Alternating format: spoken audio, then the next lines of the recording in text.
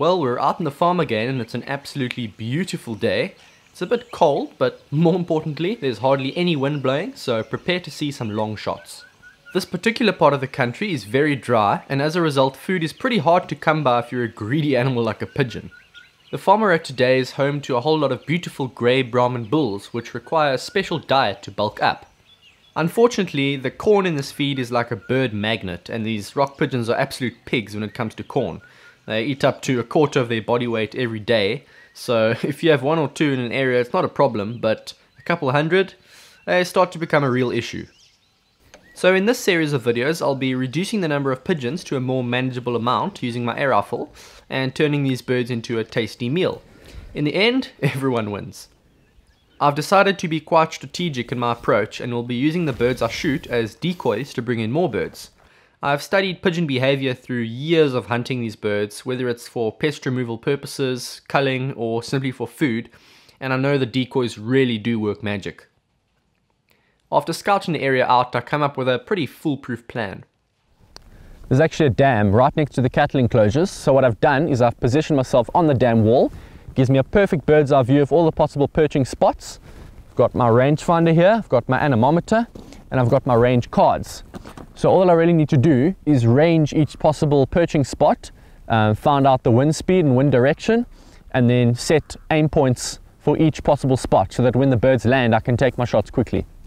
We're going to start off close, setting out a couple decoys in one of the empty enclosures, and once I'm happy with that we're going to push it out to, I don't know, maybe 85 to 100 meters depending on what the wind's doing, so we can see what this rifle can do. I've learned that these birds are more active during certain times of the day than others, and as they begin coming in for their first course, I have plenty of work on my hands.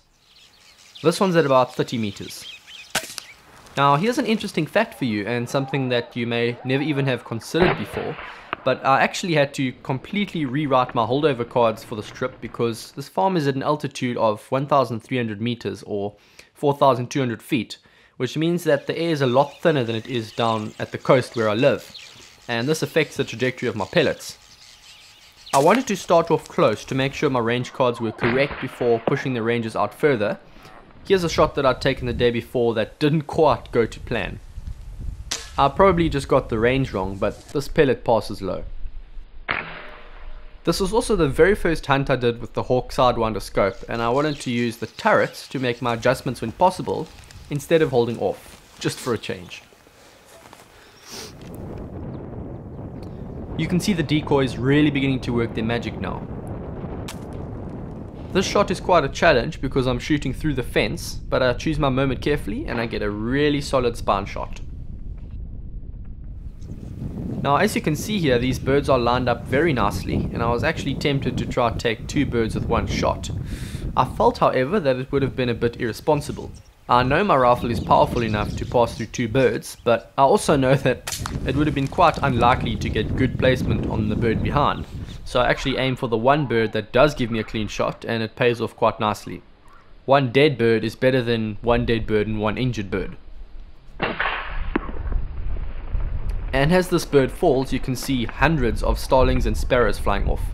These birds are also a problem, but they get a free pass just for the day while I sort out the pigeons.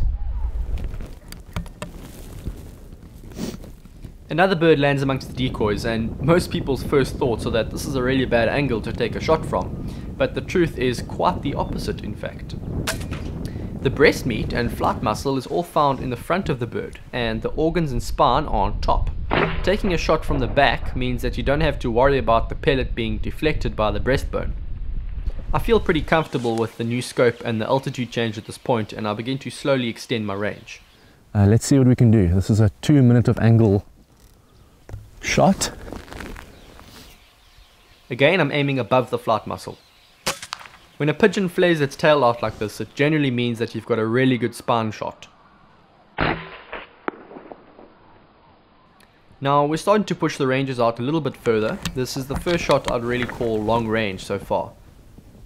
I take special care to aim quite high on this one. If you're ever in doubt, aim high, especially at these ranges with the 177, because there's a serious risk of hitting that breastbone and causing injury.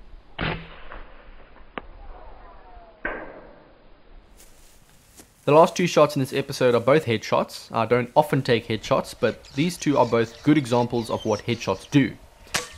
As the pellet strikes, the bird starts flapping like crazy, and that's because while the bird's brain is destroyed, the spinal cord is still intact, and the signals that the spinal cord sends out cause the flapping reflex action. It's pretty much the same thing with rabbits' legs or rats' tails. Here's the last shot. It's another headshot, this time from 65 meters, and it's the same deal. Uncontrolled flapping, and that's another one in the bag.